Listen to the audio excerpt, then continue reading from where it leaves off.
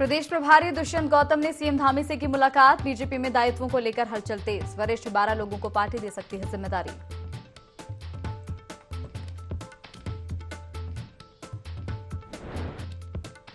हरिद्वार में बाढ़ के हालातों का मुख्यमंत्री पुष्कर सिंह धामी ने लिया जायजा। जिलाधिकारी और एसडीआरएफ की टीमों को प्रभावितों की हर संभव मदद करने के दिए निर्देश। बोले जरूरत पड़ी तो सेना की लेंगे मदद।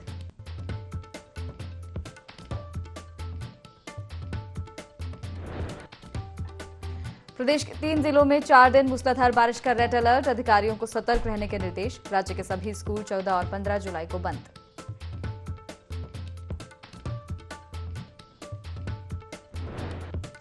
देहरादून में कांवड़ियों से भरा ट्रैक्टर पलटा। देर रात हुए हादसे में 3 गंभीर रूप से घायल। ट्रॉली में सवार थे 25 लोग।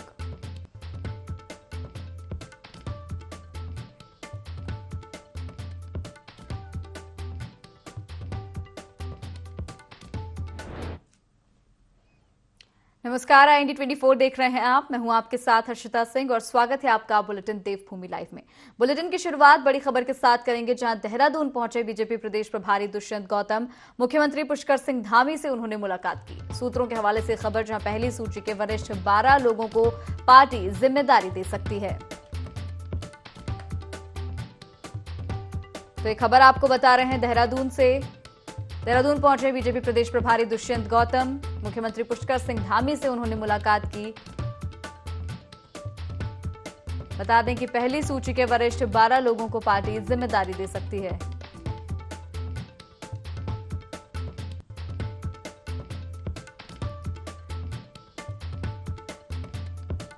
बड़ी खबर बता रहे हैं आपको।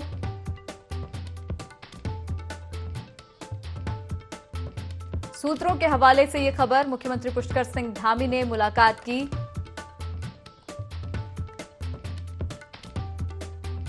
पहली सूची के वरिष्ठ 12 लोगों को पार्टी जिम्मेदारी दे सकती है।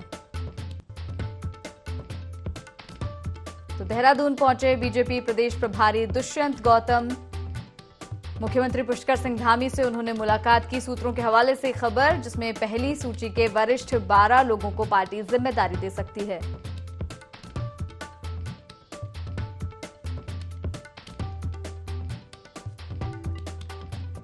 बड़ी खबर बता रहे हैं आपको। बीजेपी प्रदेश प्रभारी दुष्यंत गौतम देहरादून पहुंचे। बता दें कि मुख्यमंत्री पुष्कर सिंह धामी से उन्होंने मुलाकात की। इस खबर पर और ज्यादा जानकारी लेंगे संवाददाता विनय सूद से। लाइव जुड़ गए हमारे साथ विनय। बीजेपी प्रदेश प्रभारी दुष्यंत गौतम देहरादून पहुंचे, क्या मायने निकाले जा रहे हैं उनके इस दौरे के?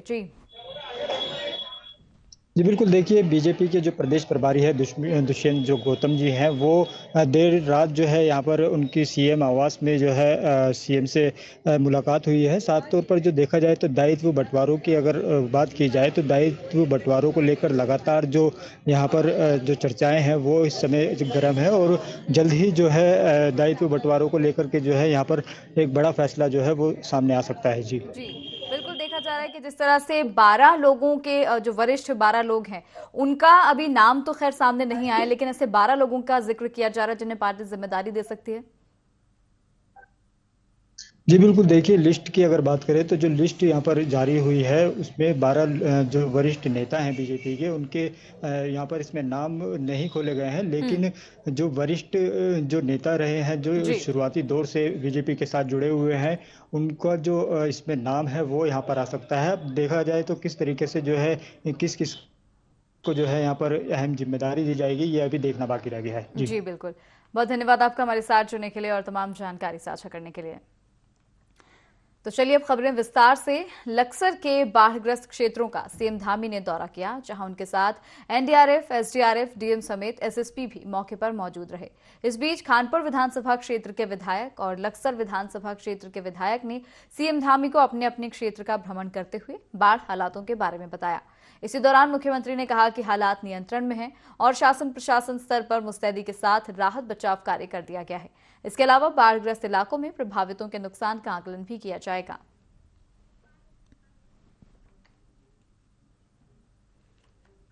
प्रकार से यहाँ पर जल भराव हुआ है, लोगों का आम जनजीवन पूरी तरह से प्रभावित हुआ है।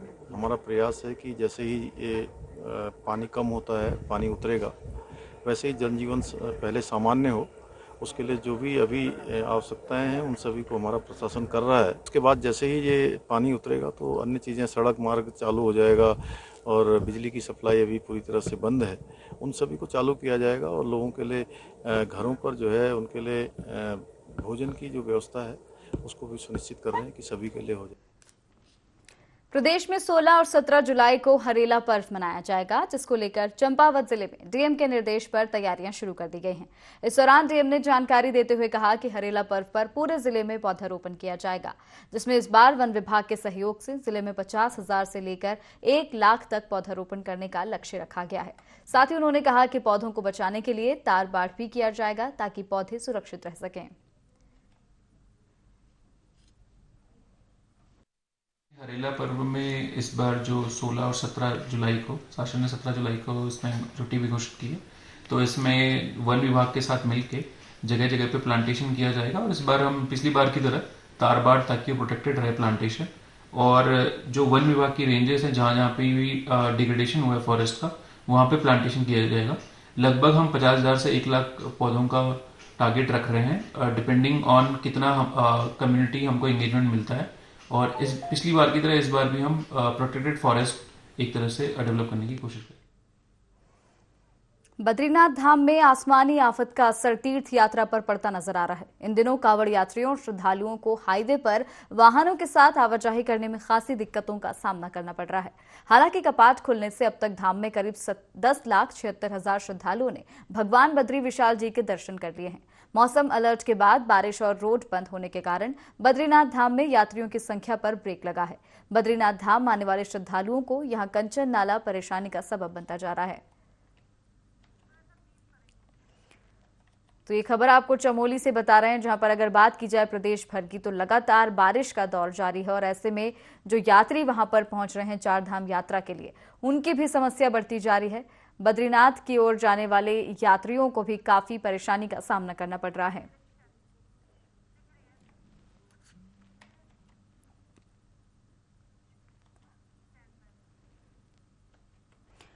कोटद्वार में इन दिनों भारी बारिश हो रही है, जिसके चलते मालन नदी पर बना पुल नदी के तेज बहाव से ढह गया है, जिसके कारण आवागमन पूरी तरह से बंद हो गया है।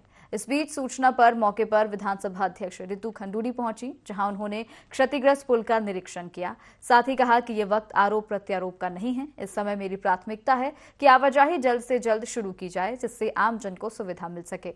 बता दें कि इस पुल का शिलान्यास 2007 में किया गया था, जो कि 2010 में बनकर तैयार हुआ था।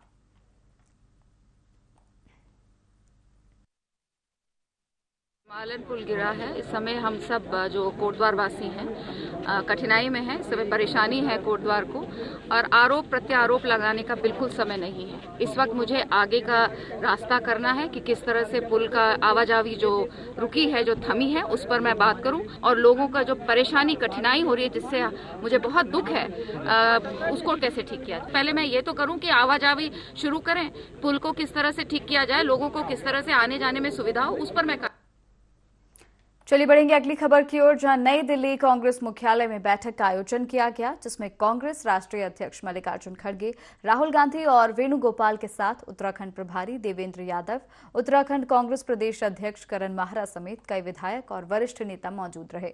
वहीं इस बैठक में उत्तराखंड के कई विषयों पर चर्चा की गई। साथ ही 2024 के लोकसभा चुनावों को लेकर भी विचार विमर्श किया गया। इस बीच प्रदेश अध्यक्ष करण माहरा ने बताया कि राहुल गांधी के निर्देश पर उत्तराखंड में एक पदयात्रा निकाली जाएगी, जिसमें राहुल गांधी और प्रियंका गांधी दोनों शिरकत करेंगे। आदरणीय राहुल गांधी जी और आदरणीय खड़गे साहब ने आज बहुत अच्छा हमको गाइड भी किया है कि 2024 के लिए हमको क्या करना है। पूरे उत्तराखंड की आप निकालें, और राहुल गांधी जी स्वयं उसमें कुछ दिन प्रतिभाग करेंगे, प्रियंका गांधी जी भी बीच बीच में प्रतिभाग करेगी, और इस यात्रा को निकालने के लिए हमारे सभी सीनियर लीडर्स में बात हुई है। जल्दी यहाँ से जाने के बाद हम उसका रोड मैप तैयार करेंगे। आदरणीय खड़गे जी, आदरणीय राहुल जी और केसी वेणुगोपाल जी ने उत्तराखंड के संबंध में ली है, जिसमें उत्तराखंड के मुख्य जो हमारे लीडर्स हैं वो मौजूद रहे। सभी ने दिल खोलकर अपनी अपनी बातें इस दौरान रखी। जो हमारी कमियां हैं उसके बारे में चर्चा की, हमें आगे चलना कैसे है उसके बारे में चर्चा की। आदरणीय अध्यक्ष जी, और आदरणीय राहुल गांधी जी और हमारे जो प्रभारी हैं संगठन महामंत्री आदरणीय वेणुगोपाल जी के साथ विस्तृत रूप से चर्चा हुई। खुले मन से हमने अपनी बात कही और निश्चित रूप से आदरणीय खड़गे जी का और आदरणीय राहुल गांधी जी का हमें मार्गदर्शन मिला है। एक रोड मैप तैयार किया है, भविष्य की ये रूपरेखा तय की है। 2024 का चुनाव जो हमारे लिए बहुत ही महत्वपूर्ण है। हम पूरे प्रदेश में पद यात्राएं करेंगे, हमारे सीनियर लीडर उसमें मौजूद रहेंगे, एकजुट होकर काम करेंगे। प्रदेश में लगातार बारिश हो रही है, जिसको लेकर मौसम विभाग ने रेड अलर्ट जारी किया है। बारिश की संभावना को देखते हुए उत्तरकाशी पुलिस ने ट्रैफिक प्लान में परिवर्तन किया है। उत्तरकाशी से गंगोत्री जाने वाले वाहनों को शाम 6:30 बजे के बाद भटवाड़ी से आगे नहीं जाने दिया जाएगा। मौसम विभाग ने तीर्थयात्रियों को मौसम अपडेट को निरंतर चेक करने की सलाह दी है। इसके साथ ही मौसम के हिसाब से ही यात्रा को प्लान करने और भारी बरसात में सुरक्षित स्थानों पर बने रहने की सलाह दी है। के दृष्टिगत जो भारी बारिश है और रेड अलर्ट का जो मौसम विभाग ने बताया गया है, अगले 7-8 दिन जो है बहुत भारी बारिश की चेतावनी उत्तरकाशी में। और जो सुरक्षा जो है लोगों की वो सर्वोच्च प्राथमिकता है उत्तरकाशी पुलिस की। और जो है इसके दृष्टिगत जो है हमने ट्रैफिक प्लान में और ट्रैफिक के टाइमिंग में कुछ चेंज किया है। तो इसमें हमारा जो प्रयास ये है कि उजाले में रोशनी में ही जो यात्री जो है अपनी यात्रा कर लें और अपने गंतव्य तक पहुंच जाएं। रात्रि में किसी को भी अनावश्यक रूप से चलने नहीं दिया जाएगा। अलर्ट भी आता है, बारिश का सीजन बना है और मार्ग बहुत सारे जगह पे अत्यधिक संवेदनशील है, जिसमें ऊपर से शूटिंग स्टोन आते हैं, जैसे एक्सीडेंट हुआ अभी हाल ही में। तो उसको देखते हुए और सुरक्षा को देखते हुए जिस दिन अलर्ट रहता है उसमें एक बनाया गया है कि यात्रियों को ऐसी स्थिति में सुरक्षित स्थानों पर रुकें और वाहनों को जो ऊपर गए हैं वो पहले नीचे आ जाएं। उसके बाद अगर मार्ग सुरक्षित होता है और बारिश नहीं होती है तो उस कंडीशन में हम यात्रा को उस टाइप से सुचारू करके फुल फ्लश रखें, नहीं तो थोड़ा नियंत्रित करने की बात होगी। उत्तरकाशी के मस्ताड़ी गांव में भूस्खलन के कारण मकानों में दरारें पड़ रही हैं, जिस वजह से ग्रामीण दहशत में जी रहे हैं। ग्रामीणों का कहना है कि शासन प्रशासन उन्हें यहां से विस्थापित करें। वहीं विस्थापन की मांग को लेकर ग्रामीण अनिश्चितकालीन अनशन पर बैठ गए हैं।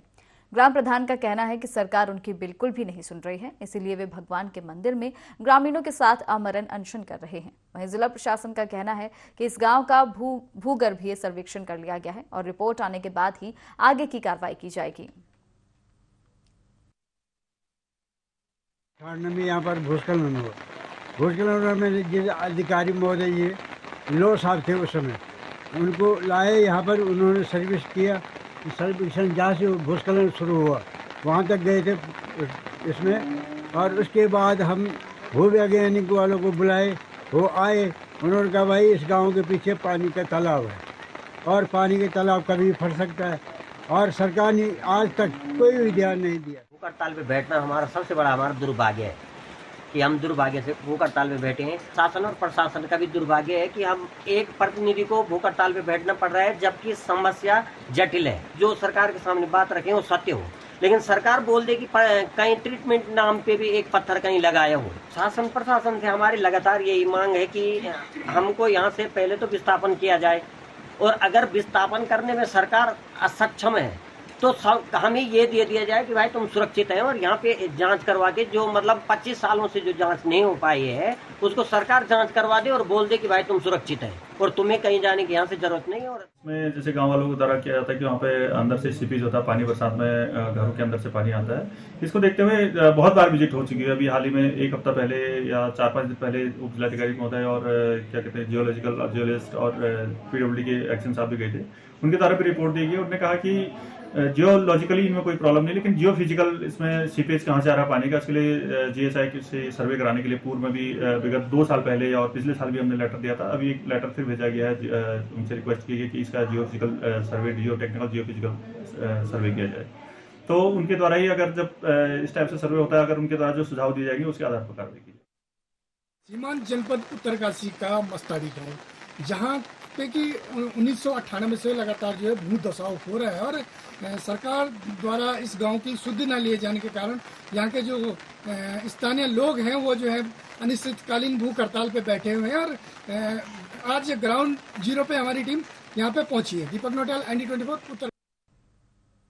लोहाघाट के मीना बाजार में एक युवती ने नशे की हालत में जमकर हंगामा किया, जिसकी सूचना मिलते ही पालिका अध्यक्ष और पुलिस मौके पर पहुंची और युवती को समझाने का प्रयास किया गया। इसके बावजूद युवती द्वारा हंगामा करने पर महिला पुलिसकर्मी ने युवती को गिरफ्तार किया और उसका मेडिकल करवाया। लोहाघाट थाने के एसओ मनीष खत्री ने बताया कि युवती पिथौरागढ़ की रहने वाली है, जिसने खुद को मीना बाजार में बने महिला शौचालय में बंद कर लिया था। वहीं नशा करने के बाद युवती ने चौराहे पर जमकर हंगामा किया। लोगों का कहना है कि युवती स्मैक का नशा कर रही थी।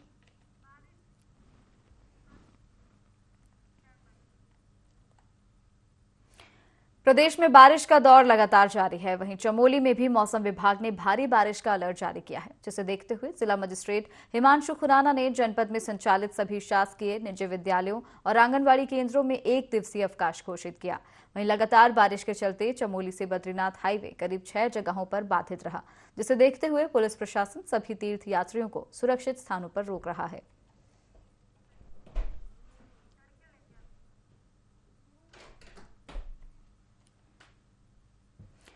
कुमाऊं में लगातार हो रही बारिश के चलते आम जनजीवन अस्त व्यस्त हो गया है। जगह जगह पर लैंडस्लाइड भी हो रहा है।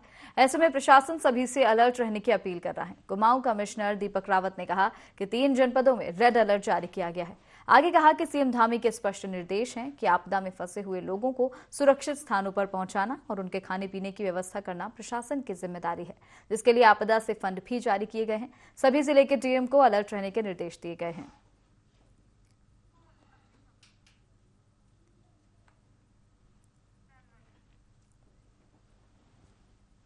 हरिद्वार के मंगलौर क्षेत्र अंतर्गत कस्बा बाजार में संयोगवश स्थानीय की कार से टकराकर कांवड़ खंडित होने का मामला सामने आया था, जिस पर एसएसपी ने कहा कि ऐतिहासिक कांवड़ यात्रा सिर्फ हरिद्वार ही नहीं बल्कि देश की आस्था की यात्रा है।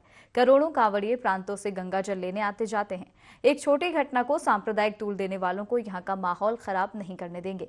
बता दें कि स्थानीय की तहरीर के आधार पर प्रकरण में मुकदमा दर्ज कर लिया गया था। साथ ही शांति भंग में मौके से उसी दिन 2 व्यक्तियों को गिरफ्तार कर मजिस्ट्रेट के सामने पेश किया गया था। लेकिन इस मामले में सोशल मीडिया पर जो गलत अफवाहें फैला रहे हैं उन पर कार्रवाई की जाएगी। विगत 1 सप्ताह से हरिद्वार में कांवड़ यात्रा चल रही है, जिसमें लाखों श्रद्धालु विभिन्न प्रांतों से आते हैं और अपने गंतव्य को जाते हैं। इसी दौरान 2 दिन पूर्व जो है मंगलौर कस्बा जो हरिद्वार के बॉर्डर पर पड़ता है, वहां पर एक लोकल निवासी हैं प्रताप सिंह, अपनी कार से जा रहे थे, जो टिकोला गांव के रहने वाले हैं। उनके द्वारा जो है वहां पर एक कांवड़ रखी हुई थी, जो उनकी गाड़ी से एक्सीडेंट होने के कारण खंडित हो गई। वहां पर आपस में बातचीत में बहसबाजी के दौरान वहां उत्तेजना में कुछ कांवड़िए जो वहां मौजूद थे उनकी गाड़ी में तोड़फोड़ कर दी थी और पलट दिया था। जबकि यह घटना मात्र एक सहयोग थी। दोनों पक्ष जो कांवड़िए थे और जो वादी जो हमारे प्रताप सिंह जो यहाँ के निवासी रहने वाले वो भी हिंदू थे और उनके द्वारा भी इस मामले में तहरीर दी गई थी थाने पर, जिसमें मुकदमा दर्ज कर लिया गया था। साथ ही साथ 2 लोग को मौके से गिरफ्तार किया गया था, जिनको शांति भंग में पेश किया गया मजिस्ट्रेट के समक्ष और आवश्यक कार्रवाई की गई। जो घटना हुई थी, जो मात्र एक सहयोग थी, छोटी सी घटना हो गई थी, उसको अन्य तरीके से प्रचारित किया जा रहा है, जिसमें कुछ लोग द्वारा सांप्रदायिक कमेंट किया जा रहा है, विभिन्न धर्म जाति को लेकर इसमें उसको तूल दिया जा रहा है, जबकि ऐसा कुछ भी नहीं था। दोनों पक्ष जो हिंदू पक्ष थे, लेकिन फिर भी इस छोटी घटना को सांप्रदायिक माहौल बिगाड़ने के लिए इसको प्रसारित किया गया। बढ़ेंगे अगली खबर की ओर। उत्तरकाशी के मोरी विकासखंड के पंचगई पट्टी के लोगों की दुश्वारियां लगातार बढ़ती जा रही हैं। बीते दिनों आधा दर्जन गांव को जोड़ने वाली वैकल्पिक पुलिया बह जाने के बाद ग्रामीणों को पहाड़ी और पहाड़ी में लगी घास को पकड़कर नदी के साइड से गुजरना पड़ रहा है। अब तो ये हाल हो गया है कि बुजुर्ग लोग चट्टानों से ही उतरने को मजबूर हैं और नवयुवक जान जोखिम में डालकर जा रहे हैं। बता दें कि गांवों को जोड़ने वाला एकमात्र पुलिया बैच नदी के तेज बहाव में बह गई थी। इसी वजह से ग्रामीणों की परेशानी बढ़ गई है।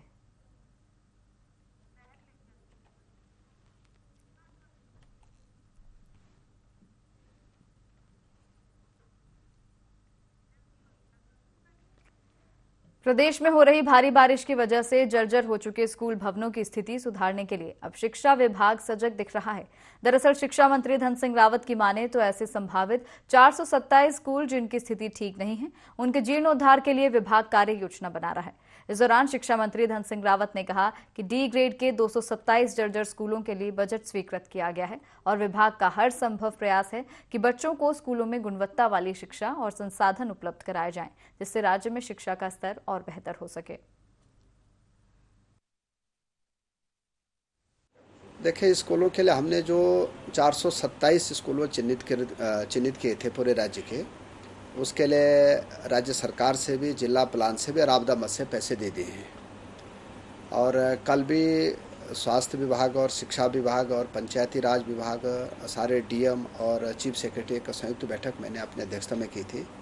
और जहां भी हमारे सीओ लोगों ने कहा कि निश्चित स्कूलों में दिक्कत है, उनको तुरंत पैसा भी अब भेज दिया है। और मैं कह सकता हूं कि अब हमारे राज्य में लगभग डी ग्रेड की जो 227 स्कूलें हैं, उन स्कूलों को पैसा भी दे दिया है, डीपीआर बनाने के लिए भी कह दिया है, और ज़रूरत पड़ेगी तो नई स्कूलें बनानी पड़ेगी तो वो बनाई जाएंगी।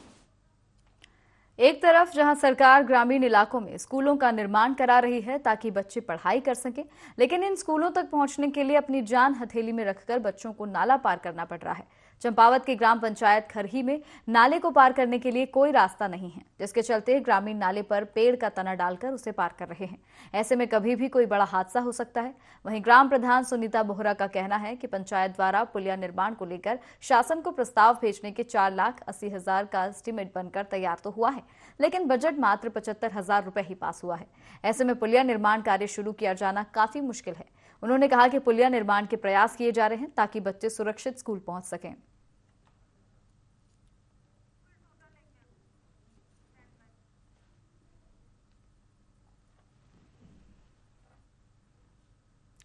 देवभूमि में इन दिनों बारिश कहर बरपा रही है, जिससे पहाड़ी जिलों के साथ ही मैदानी इलाकों में भी हालात बिगड़ने लगे हैं। भारी बारिश के चलते कोटद्वार में मालन नदी पर बने पुल का पिलर बह गया, वहीं पुल बीच से टूट गया। बता दें कि नदियों का जलस्तर बढ़ने से लोगों के घरों में जलभराव की स्थिति बन गई है।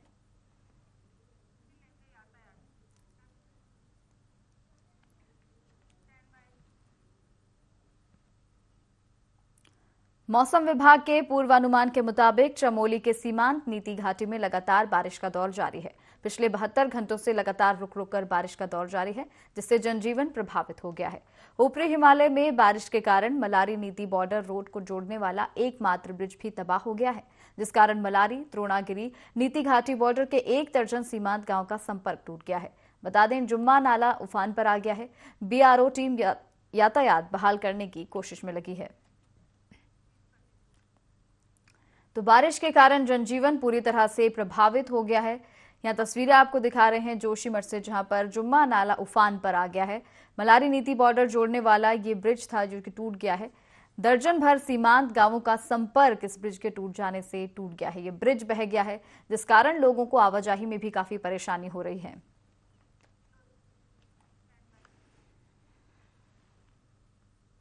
और इसी के साथ इस बुलेटिन में फिलहाल इतना ही। आप देखते रहिए IND 24। नमस्कार।